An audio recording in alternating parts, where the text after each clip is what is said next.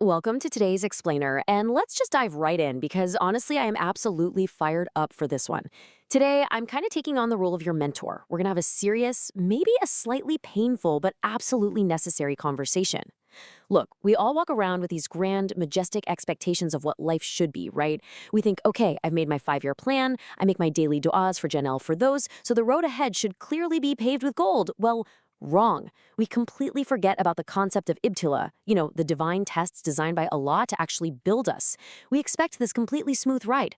I mean, we'll complain if the AC is a little too cold during Taraweeh, yet we're out here asking for the highest levels of ultimate success. But true potential? It's forged in the fire. So buckle up, we are breaking down the absolute truth about what it takes to stop wasting time and start actually living your destined purpose. So think about this for a second. What if you asked the creator for wisdom and he gave you crushing failures? Just imagine the scenario. Before you were even born, you're having a conversation with the creator of the universe. You step up, super confident, and you say, "Oh Allah, I want to be the most courageous, legendary warrior on earth." And the creator replies, "Done. Here are some terrifying monsters." And you immediately panic. You're like, "Wait, what? No, I wanted the title. I didn't want the actual dragon."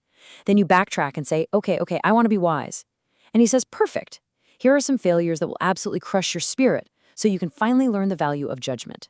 This is the crazy, almost comedic gap between our naive expectations and qadar, the divine decree.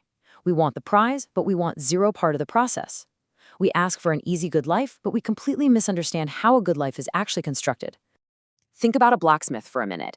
The creator measures you by who you become at the very end of the process, not by the fire and the hammer you had to endure just to get there. A good life is not sitting on the couch, eating snacks, and facing absolutely zero problems. No way. A good life is a hard life. It is a life that literally throws you into the fire and uses the hammer of adversity to just beat the weakness right out of you. That right there is tawakkul. It's trusting the ultimate blacksmith while you are actively getting hammered into a sword. Does it hurt? Yeah, of course it does. But it is exactly what you signed up for when you asked to be great. All right, moving into section 1, the illusion of 5 easy steps. We live in an era that is completely, totally obsessed with the hack.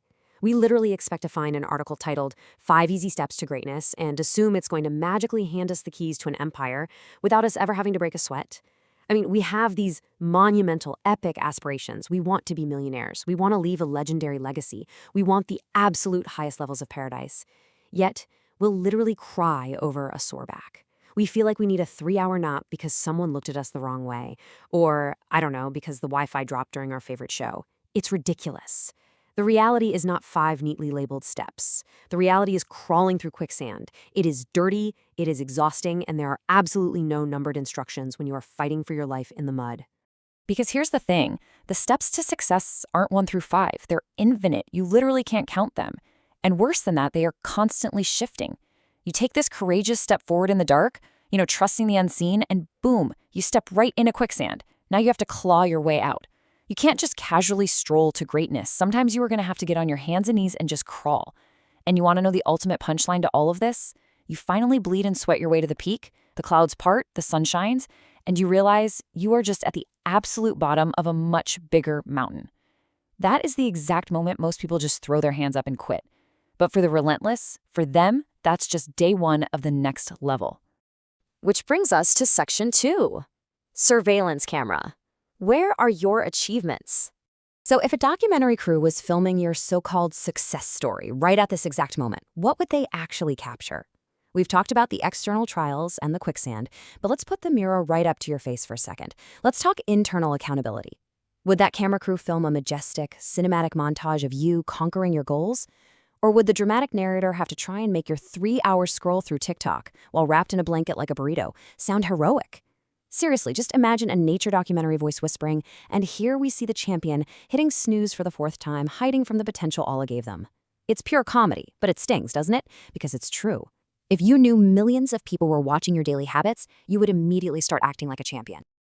We make so many excuses. We claim the weather is a bit too dreary today, or we sit around waiting for this magical fairy called motivation to tap us on the shoulder. But let me tell you, winning doesn't care about your excuses. True champion actions means sacrificing sleep. It means grinding in complete, utter silence when absolutely no one is clapping for you. It means putting in the work even when you are utterly miserable. Winning demands to know what is actually inside you. Look, you can lie to the mirror all you want, but you cannot lie to the grind. The truth always, always comes out when things get hard. Let's dive into Section 3, the real battle inside your mind. You know, the physical exhaustion, the sore legs, the late nights, that's actually the easy part. The hardest fight you will ever face is against the negative inner dialogue trying to act as a governor on your brain. It's constantly telling you to slow down, to play it safe, to just give up. We throw the word passion around so casually these days. Oh, just follow your passion. We think it means doing something that makes us feel warm and fuzzy inside. But did you know the root of the word passion literally means suffering? To be truly passionate means you are willing to suffer for your God-given vision. You are willing to endure the ridicule of your critics, the agonizing pain of isolation, the sheer discomfort of early mornings. If you aren't willing to bleed for it, you aren't passionate about it. You just kind of like it. There's a really fundamental difference in mindset here.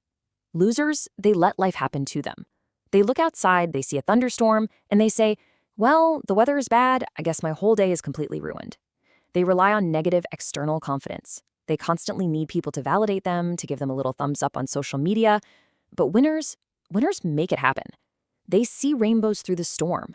They make firm, calculated choices instead of just taking blind chances. Their drive comes from a deep, positive internal pride that absolutely does not care if it's raining, if it's snowing, or if anyone is even watching them. They completely control their own internal weather. Because every single thought you have is just a story you are telling yourself. Right now, your brain might be whispering, I can't do this, it's too hard, I need a break. You are actively hypnotizing yourself into failure. You have to literally stand up inside your own mind, look at that weak inner voice, and tell it to shut up. Take control of the narrative. You are the author here.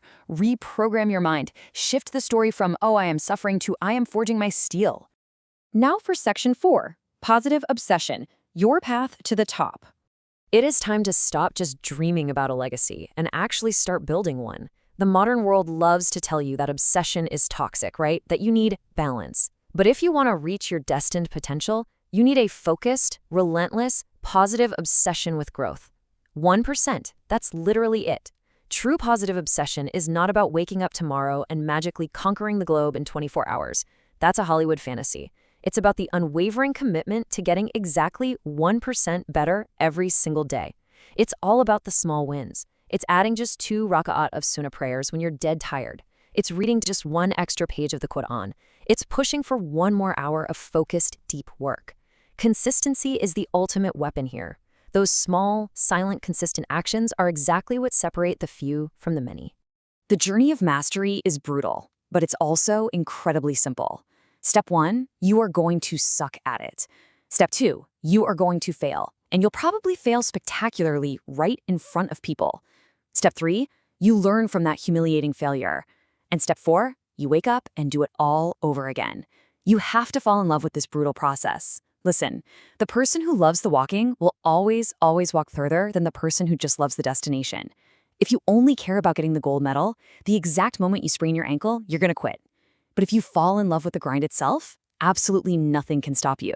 To really lock this in, you have to move your mindset from a should to a must. Everyone on planet Earth has a list of shoulds. You know, I should work out, I should study harder, I should be a better person. Let me tell you a secret. Shoulds do not change your life. You only truly change when you hit a point of massive, undeniable discomfort with your current level of mediocrity. You raise your standard, and you make a non-negotiable contract with yourself. Choices mean you get to pick what's easy today. Decisions mean you cut off all other options entirely. Success becomes an absolute must. You either find a way or you make one. Which leads us to our final section. Section 5, the final meeting. Who are you? Right now, you are standing at a crossroads between 2 paths. The comfortable road is paved with convenience, apathy, and absolute mediocrity. It is incredibly easy. It is safe. But I am warning you right now, the comfortable road is a trap. And it will never, ever lead you to the person you were destined to be. Never. Then, there is the path of your destined potential. This one requires relentless pursuit. It requires agonizing growth and sacrifices that most people in your life will never even begin to understand. It is brutally hard, but it builds a legacy that will echo into eternity. So, I want you to imagine lying on your deathbed. You are taking your very final breaths. And in that ultimate moment, you are introduced to the person Allah created you to be, the person you could have been if you had just stopped making excuses, if you would just embrace the fire. Let me ask you, will you meet them with immense pride, knowing you gave every single ounce of your being to become them? Or will you look at them with soul-crushing shame, realizing you traded your ultimate potential for comfort, for convenience, and for a little extra sleep? The choice is entirely yours. Now, go get to work.